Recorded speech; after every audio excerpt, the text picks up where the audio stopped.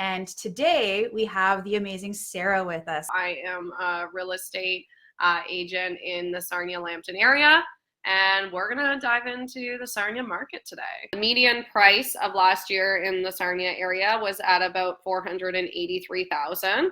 So this has came down a lot in the last year.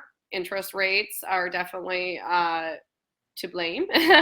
But for investors, I think it's a good thing because we are seeing a lot less competition. There is definitely opportunities for investors at this time to negotiate deals that work for them.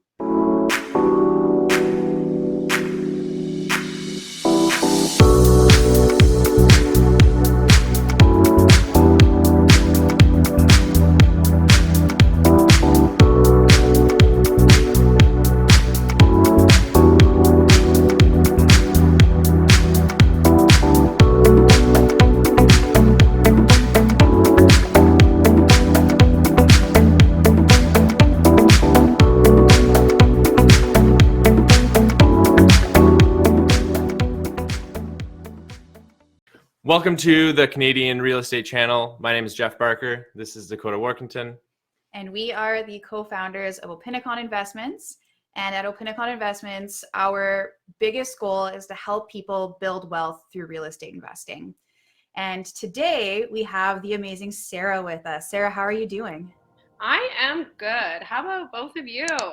Fantastic. Yeah, we're doing really well. Confused about what day it is today, apparently. But other than that, we're fine. I mean, it's been snowing. It's been freezing rain here. I mean, staying inside, you lose track of days. Yeah, Exactly. I've been traveling, so I'm a little confused as it is. Yeah. So. All good. That's okay. I'm interested to hear about the Sarnia market, though. Yeah. So my name's Sarah. If no one has watched the channel before and this is your first video, I am a real estate agent in the Sarnia and Lambton area, and we're gonna dive into the Sarnia market today. Yeah, Awesome. I'm interested because I was just saying I've never been to Sarnia. Jeff has been close to Sarnia. Just in Windsor, but But- yeah, that's as close as I've been to Sarnia. Yeah, so let's hear about what's happening in Sarnia. Awesome. So Sarnia and Lambton, most investors that I work with anyways, or even my own past investments have been directly in Sarnia, as Sarnia is, I guess, within the 45-minute radius, it would be the biggest city. So it has about 70,000 people. Most, your malls, a lot of your bigger amenities and jobs are in that Sarnia hub. So most investors are focusing on that area. So people like Sarnia, if you don't know, because it is higher rents, I feel, than a lot of other smaller areas. So it is a very blue-collar town, blue-collar that pays good money, a lot of plants and industry. So rent prices are very comparable to bigger cities. But up until, I guess, the last few years, it still can be cheaper than bigger cities, but it was very kind of undervalued. So homes, multis, you were getting them at a much better cap rate in terms of your investment. So that really made a lot of out-of-towners and investors, from all over Canada look at Sarnia. It sounds like then your tenant profile is like A plus tenants then. Yeah, I mean, for the most part, and I feel like it is getting to be even more people that are renting even with these good jobs, because before you could, just afford to buy a house, if you made 80,000, whatever it is, you could just buy a house. But now, there's so many complications in terms of rent high. So if you're saving while renting, or, the interest rates are higher. So there's so many more complications now that it's still getting harder to get into the market. So these people with these good jobs or families are still in that renter profile. So yeah, there's definitely good tenants, and they are having reputable jobs. So it makes it very, like I would say, even a 1-bedroom, you're looking at, at least $1,200 plus a month, just even for a 1-bedroom. So, I mean, the rent prices are good. And if you can find a home that works, it is definitely an enticing place to invest. Awesome. So just a few kind of notable tidbits from last month. So looking at January, The median price of last year in the Sarnia area was at about $483,000. So this has came down a lot in the last year. Interest rates are definitely to blame. But for investors, I think it's a good thing because we are seeing a lot less competition. And, you know, some of the people that were caught up in everything are stepping back or exiting the market. So there is definitely opportunities for investors at this time to negotiate deals that work for them. Mm-hmm. That's a very reasonable median price, because I know you said that the rents are quite good. And I think of something like Ottawa, where that's where we do a lot of our investing. It sounds like rents aren't really that different from somewhere like Ottawa, but your median price for a home isn't that. It's much higher than that. So Correct. that's an impressive amount of rent to be getting for this as your median single family home amount. Yeah, and that's exactly right. And why, I mean, it flies under the radar sometimes, but has been coming to light. For example, I have a triplex coming up to list that has been fully renovated, and it'll be vacant. I think it has two bedrooms and one bedroom, and it'll be listed at $499. So, I mean, there's definitely opportunity there, and there's more and more coming as, you know, these investors, like we talked about off camera, but as people are getting out of the flipping and more into the holding and restructuring their portfolios, there's definitely investors doing that and looking to kind of sell and have these kind of vacant units or available on the market. So I think there's some really good times coming for people that are ready and have been waiting to invest. That's exciting. Yeah. Times that our homes are taking to sell is about 21 days. So still very active. I mean, I think it was up to 30 in December.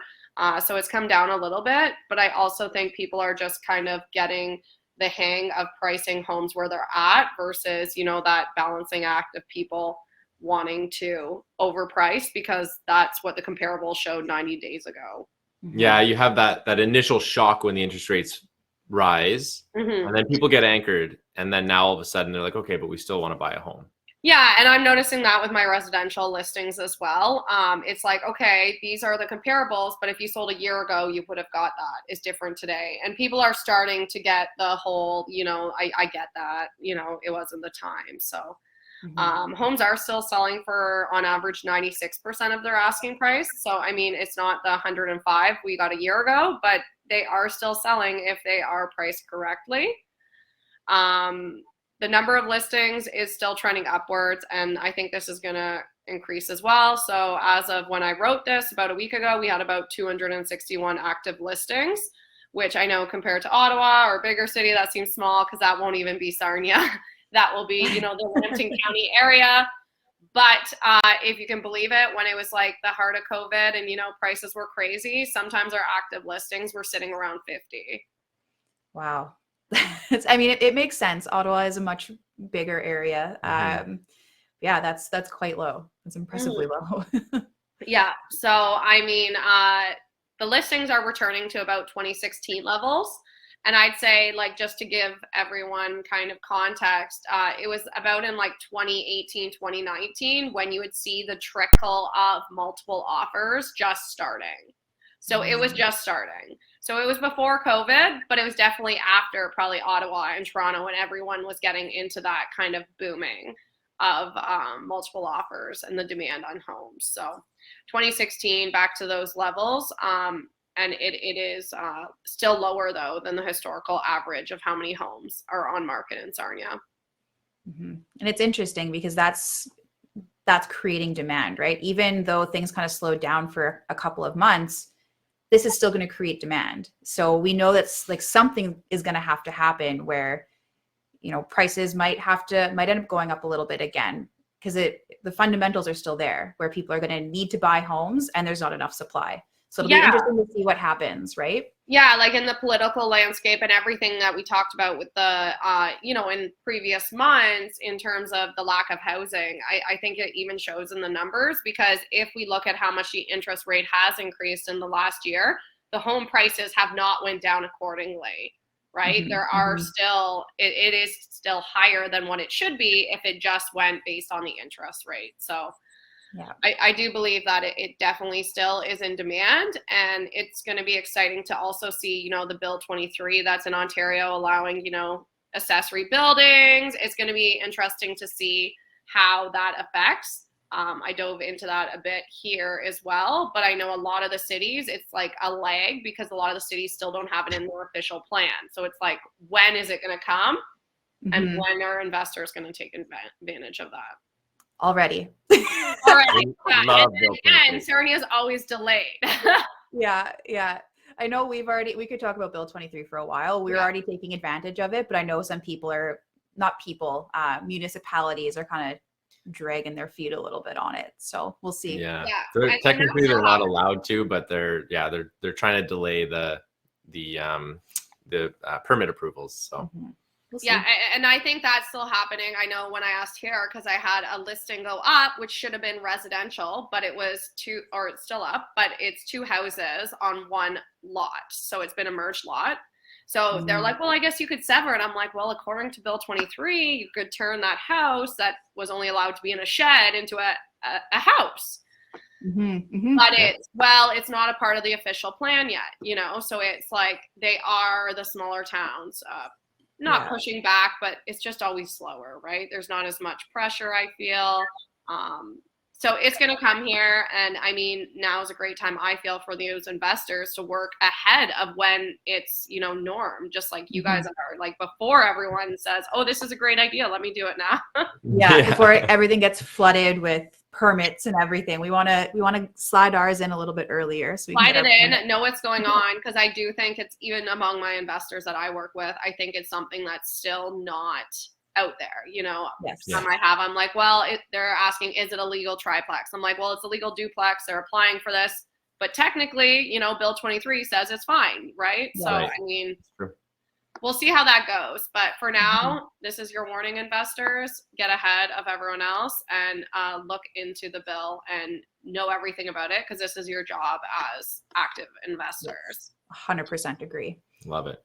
Yeah, so market activity, new listings. So looking at January, you can kind of see it only goes back to 2019, but kind of what is expected.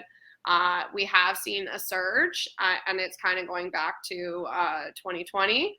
And it's kind of refreshing to see actually see inventory on the market, and having people have options. So sales activity, 2019, 2020 in January was obviously busier than now. So we are seeing similar sales activity to 2 of our busiest years in, you know, a decade or more. And I think that's probably normal, because we have been seeing a lot less people, you know, active in the market because they are taking their time. Buyers are being pickier. So in 2021, 2022, we just had no inventory, but now people are, you know, same level, but a lot more is sitting. Yeah, we're seeing that here as well.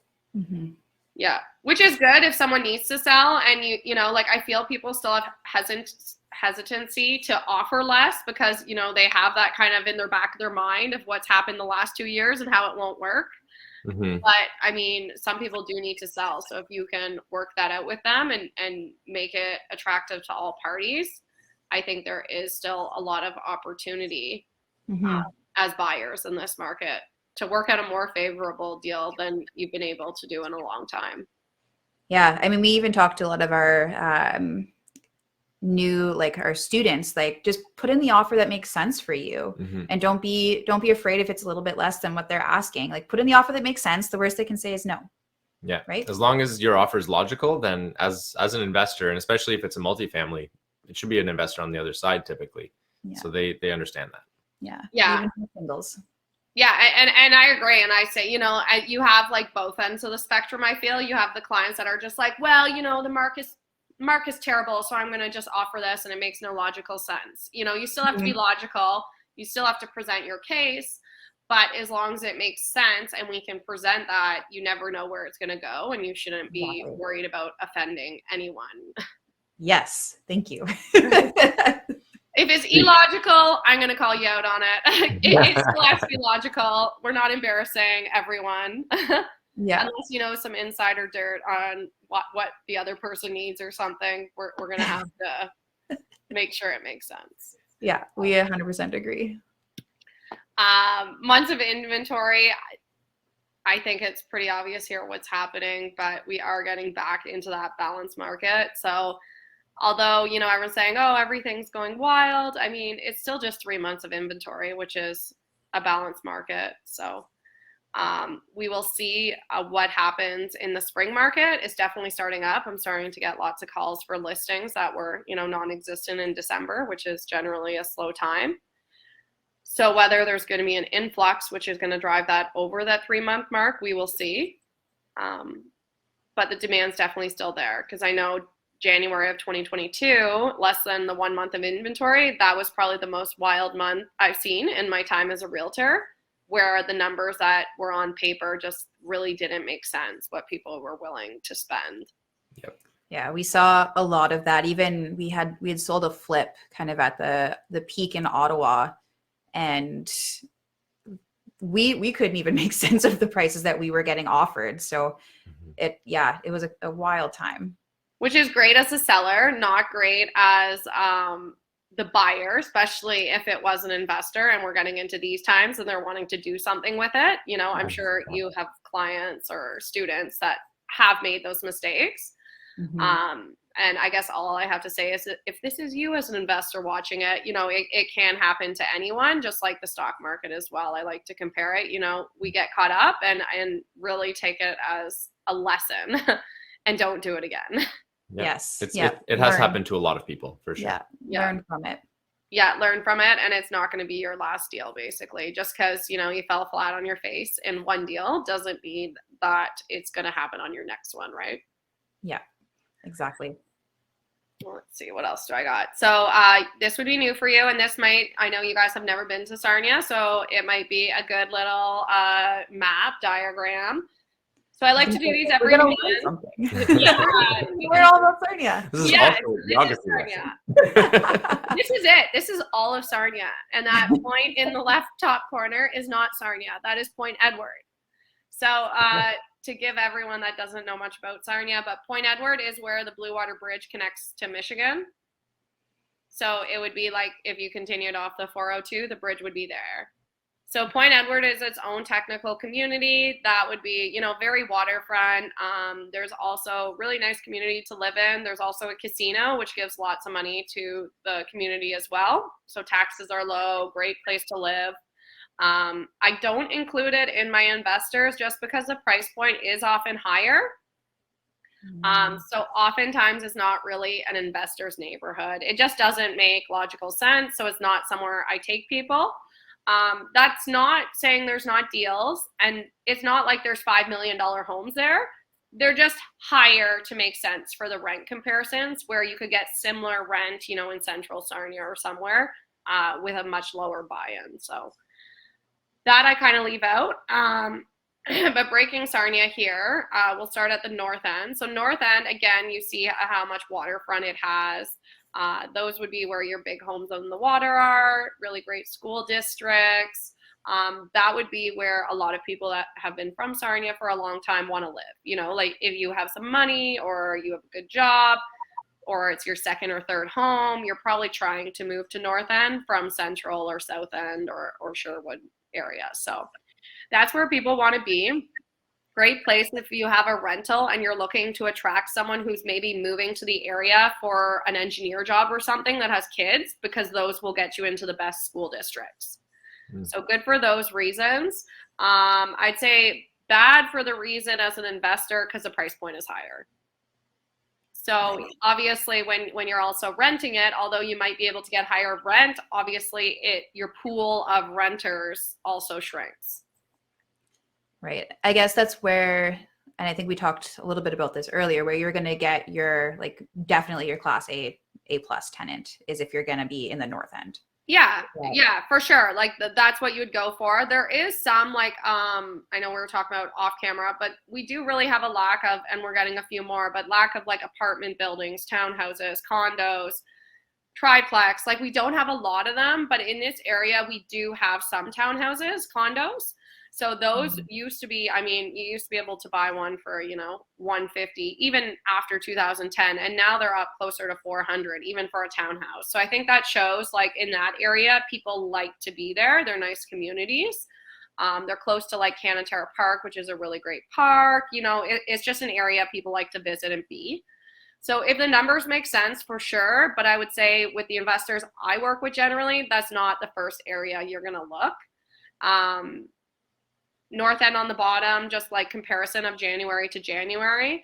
The average price last year was $527, and now it's about $430 there. So it's went down about 18%.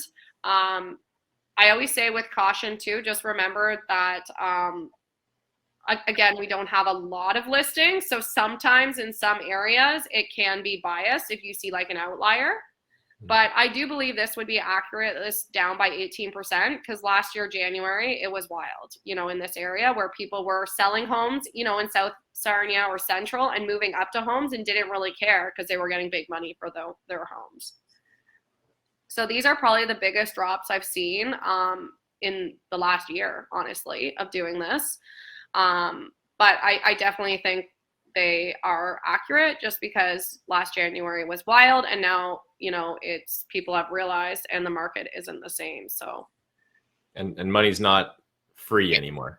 Money is not free. No. So I think that's actually pretty accurate, that it's probably went down 18% in the last year on average. Especially because in that end you're working with, you know, along the water in some areas, it might be a $2 million home, like some homes. So when interest increased 5%, the amount of drop is going to be a lot huger than, you know, a $300,000 home. Right. Yeah. And I know, like, these drops look they look scary, right? When you're looking at them, like, prices have gone down like double digit. But we have to remember what things were like this time last year, right? Like, things were crazy. If you look at a chart, things went off the chart and then came back down to almost what was normal, right?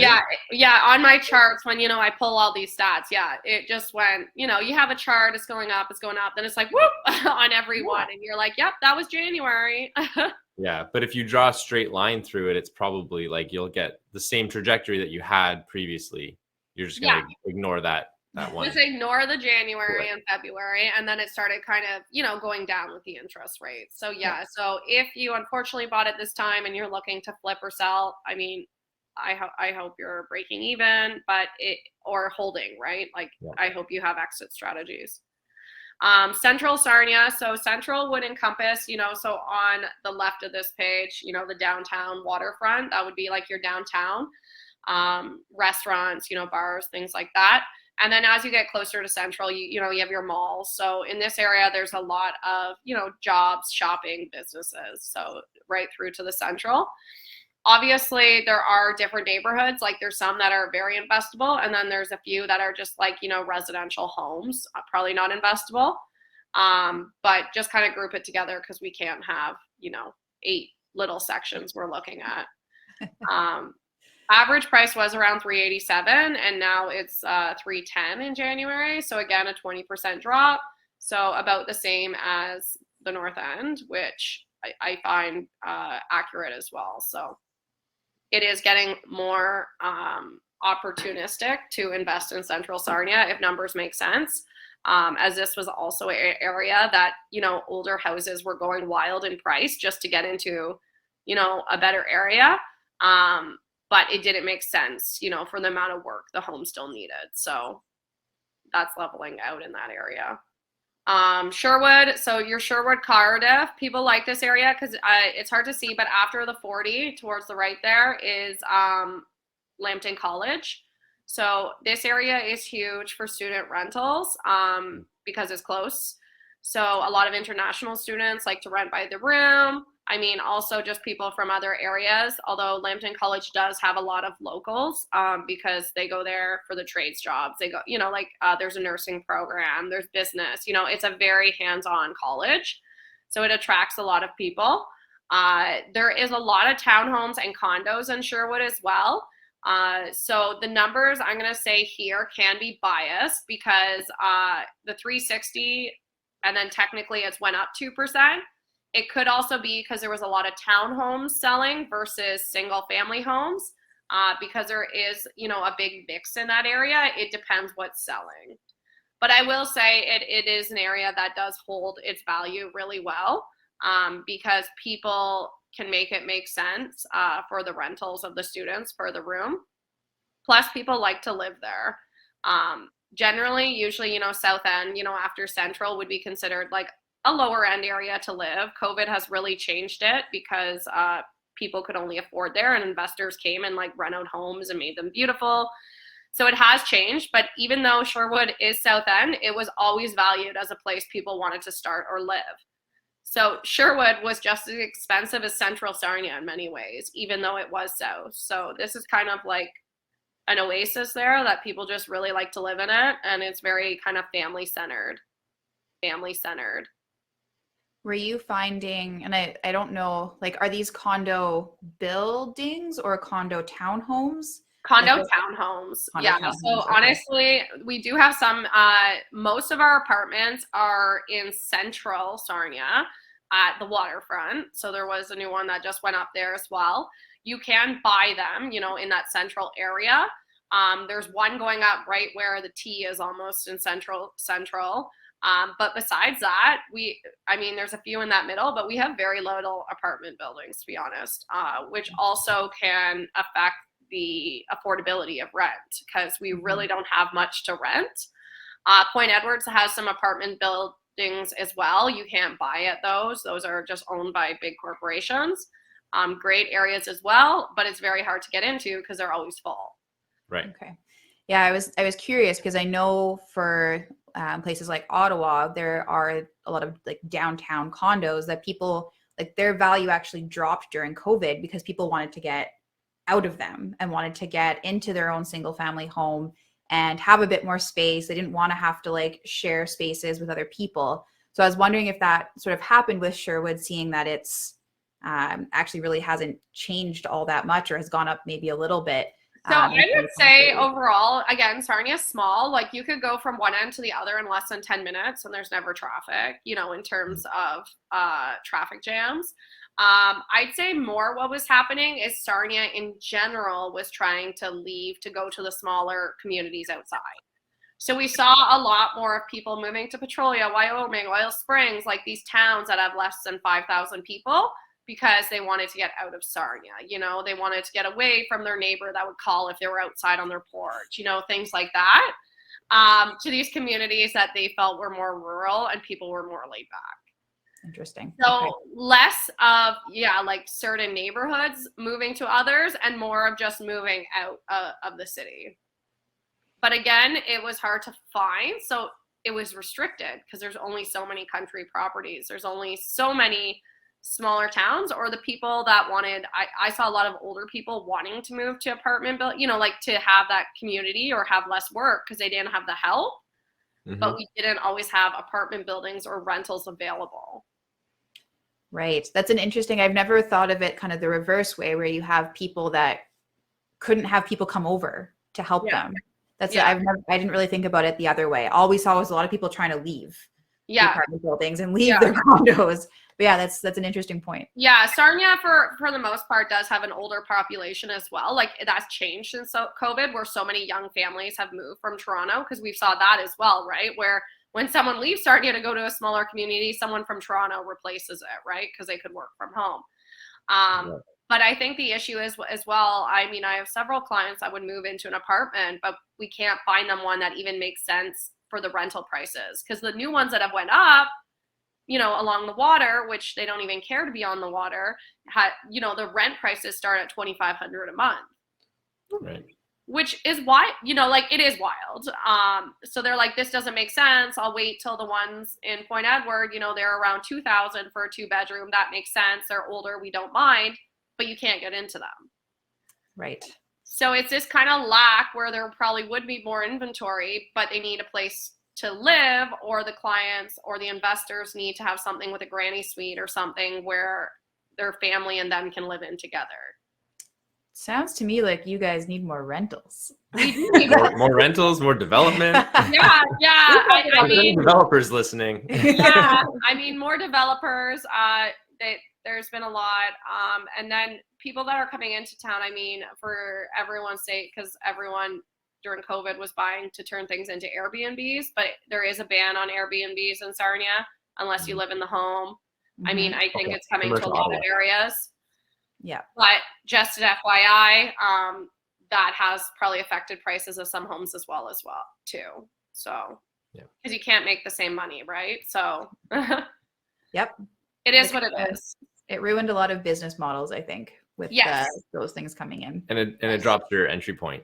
You can't. You have to. If you're not going to get as much in rent, you can't pay for. And this has happened, I think, less to Sarnia, more to Brights Grove. So if we would extend the map, it's technically still Sarnia limits, but it's called Brights Grove, and it was right on the water, like a beach community, a lot of no basement homes, cottages. And prior to COVID, 20 years back, people used to just buy them that lived in Sarnia or locally and use it as their personal cottage, that kind of deal. Then people started, renting them on Airbnb, and obviously we're doing very well. But then once the ban came in, like, I really have found that it's affected those cottage style homes, because now who can buy that home at these interest rates at $400,000 and make it make sense without being able to, rent it out? Right. Interesting. So that has really hit that market. Yeah, it's interesting that you can't even, because in Ottawa, you can do, like, if it's a not rural secondary home, it has to be a rural address though. Yeah, it does. It is rural. So you can do, like, you can Airbnb your cottage, or you can, I guess, buy a cottage and Airbnb that out. But I guess that's not the case in Sarnia. That also falls under that. No, and it just started, unless, I mean, I know a lot of people are trying to fight it, obviously, but it came into effect maybe in July. So it hasn't been in effect long. I definitely still see people doing it illegally, and I don't know the bans or like the follow-up, but it's definitely kind of a sketchy area to get into if you're not into already, right? Like, why enter it knowing that? If you go farther, which another area I work in is kind of Grand Bend, don't know if you've heard of that, like where Pinery Park is and stuff. That's a really big beach community, like one of the tops to visit. They knew they didn't have enough hotels. It's a very summer driven community. So the area of Lambton Shores basically put in that they were allowed, but I think there's a fee of $100 a year. And basically it's a system, because there was a lot of issues with people just letting, 20 people stay in this small cottage and partying and ruining. So basically I think it's kind of like a permit ticket system, whereas if you have too many complaints, you're not going to be allowed to do it. But I feel like that is fair in a sense. It's the in-between, and it does put some rules on it because people do live in those areas as well. But for the most part, that's been on almost a year, and I think that's working out a lot better. Interesting. So every community has their rules. Look into it before you're buying. And definitely, I'd say, because I have ran into one in Brights Grove myself where the agent is not local. And she's like, well, you can do all this stuff and, it's great, like, have your clients buy it. And I'm like, but that's illegal. And they didn't know anything about it, and it's like, well, my client's doing it right now. I'm like, well, that doesn't make it legal. Yeah. Yeah. It's really important to have somebody who knows the area, understands investing, is up to date with what's happening, because even if there's not, and this is happening with a lot of people who are buying Airbnbs in these different communities, even if it's not in place right now, look at what the vibe is. Like, are they considering it? Are they talking about it? Because likely if they're talking about it or they're trying to model these other areas, it's probably going to be put in place eventually. So if you buy it with the intention that you want to Airbnb it, and you're able to do it for a little bit of time, and then they throw the ban at you, what are you going to do? Or your numbers still have to work. Yeah, like, have other exit strategies, understand what's happening in the area, because you don't want to get stuck with a property that, in 6 months from now doesn't work anymore. So do your due diligence, work with people who know what's going on, and make sure you're either working with somebody, or the vibe of the area, or work with someone who knows like what's happening. Yeah. You really have to know everything about the area, kind of just like stocks or, any investment. You need to know them inside out and have someone. I'd say the most I've seen where investors have fallen short over the last year is one, they bought it off market without, any guidance and didn't know the area, just thinking it's a great deal based on the comps they saw. or to working, unfortunately, with like an out-of-town realtor that doesn't know the area, you know, and saying, oh, this looks great. And then, like you guys said, don't know what's happening at all. Mm-hmm. Yeah, it's important. Or a realtor that's not investor focused. Yeah. And doesn't know all of the maybe the caveats with Airbnb or things like Bill 23. Yeah. Yeah. So get someone that's knowledgeable. And I mean, there's many in every area, right? Not one person will work for everyone, but figure it out. And really, there's professionals for a reason. Like, trust the professionals and work with them, not just trying to get yourself the best deal off market, because it could hurt you in the end. And there is definitely great off market deals, but just make sure you know what you're doing. Yeah. Just because the number's low doesn't mean it's a good deal. Correct. Yeah. Now the last area that I guess we haven't talked about, it is South End. So this area took a while. You know, if a local lived in there, they would like balk at the numbers that were happening, you know, like they were getting wild. Like there was houses in that area selling close to, you know, 500,000, which was just crazy. Because this is technically the lowest end of Sarnia, or, you know, it was. It's a lot of older homes. You got a lot of duplexes and things in this area too, but a lot of rundown homes, right? So this would be closest to the industry, which if you kept going, you would get to the industry. But it was always just generally the lower end of town. But COVID really pushed those numbers up, and a lot of investors saw these cheap prices. I mean, at the beginning of COVID, you could even get them in the hundreds of thousands, and we're flipping them, you know, making them nice, some better than others, but, you know, kind of selling them with this cosmetic flip. It's still a good rental area. I mean, better than it was as well, because it is getting to be a nicer neighborhood. People are renting there more, especially if it's affordable. We still saw a drop here, and I converted those numbers around by mistake, but the average last January was 325, and now it's around 252. Okay, so those numbers are just backwards then. Backwards, yeah, sorry about that. But yeah, so it has came down a lot, because I haven't seen any numbers around 252 in a very, you know, a few years. Yeah, those are crazy. Those are crazy numbers from what what we see. Yeah. Yeah, and I would say too, why there are low as well is because we haven't had a lot sell there. So this is an area where I've seen a lot just sit. Because people are like, oh, well, now I can afford in Central Sarnia. Now I can afford in Sherwood. Why would I be living in the South End? So they don't feel, I just had a listing in this area, and it was listed at $319, and we ended up selling it for $295. It did sell in just over 2 weeks, but I mean, obviously the sellers were prepared to sell it. But we probably had over 20 showings. And I feel like, again, everyone's like, well, I'm just starting looking. Oh, I'm going to look around, you know? So now we're in the point where people can afford the homes in other areas, and they can be pickier. They're not bidding on every one until they can afford one. Yeah, people have time to shop now. Correct. Yeah. So I'm feeling that these numbers are also lower because there has been a lot of homes in this area just sitting for more than 30 days on market and are still up. So they're becoming, you know, they have to be more attractive, or you have to be willing to kind of take that cut in the price. Very interesting. Okay. Yeah. So that's kind of what I have in Sarnia and what's going on right now.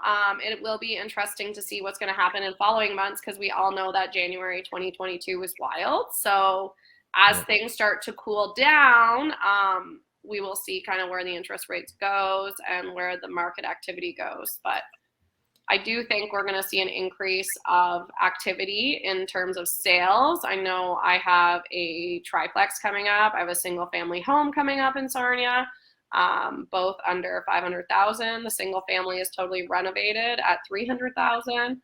So, I mean, there are opportunities, and they will come up more as the spring market comes up. Yeah, I was going to say it's going to be a very interesting spring market because of where the drop was. Are people going to be, you know, kind of coming out of their shells and wanting to buy a little bit faster? Because normally spring is like people are buying, people are selling, things are happening. So it'll be interesting to see if I think people are starting to get used to the interest rates now. They're coming back out to shop. So it'll be interesting to see what this spring market brings. Obviously, it's not going to be as crazy as it was last year, but it will be interesting to see what happens. Yeah. It has been, I mean, in the past few months, I feel like just a break, just a breather for everyone to reassess, like you said. And now that I think the interest rates are more stable, fixed versus, variable are about the same. We'll see where that goes. But like you guys said, we still need investments. We still need places to rent. All that stuff is still needed. So it's whether investors are ready to kind of buckle up and get back in that market. Yeah, there's a ton of opportunity right now for investors. So if you are an investor and you're like, oh, I don't know what's happening with the interest rates, I'm a little bit nervous right now.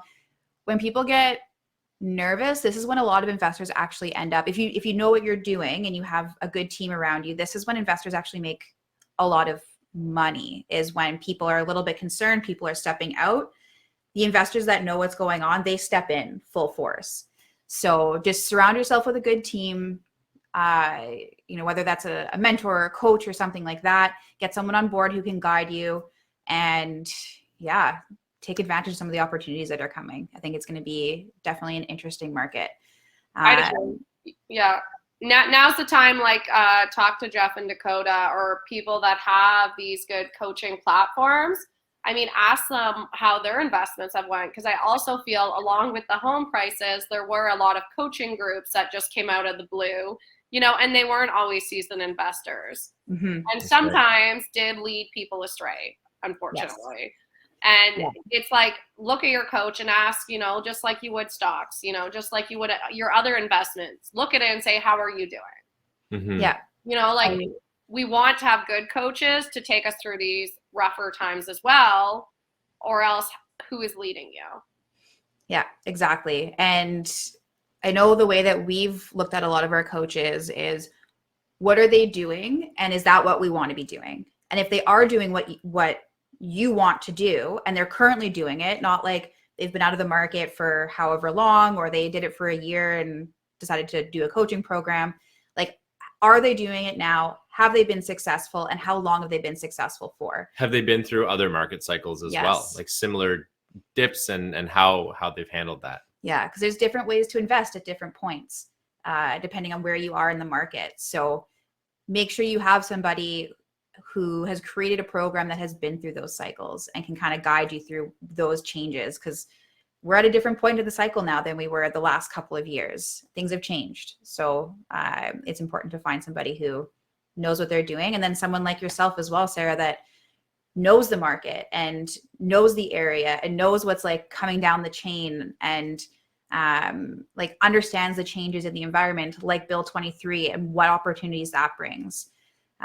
So it's really important to just surround yourself with good people that know what they're doing and truly want to help you. Mm-hmm. Yeah. Get the backstory. Ask, just like stocks, again, I bring this up, but it's easier to see in numbers. You don't want to buy a stock that you can't see what it did in the last recession. Exactly. Yeah. Or it always looks good then. And that happens a lot with stocks. And I feel we do that with the real estate market as well, right? Oh, it's went up 10% year over year. It's like, well, yeah, but what about, mm-hmm. in this case, what about 2022? What about the last time it happened? We need to see. And also why it's good to watch this channel and kind of see what's happening every month. It won't make you an expert on the area, but I'm sure you know more, even you guys, about Sarnia after today than you did before, right? Yeah. So it's to the start. Yeah, 100%.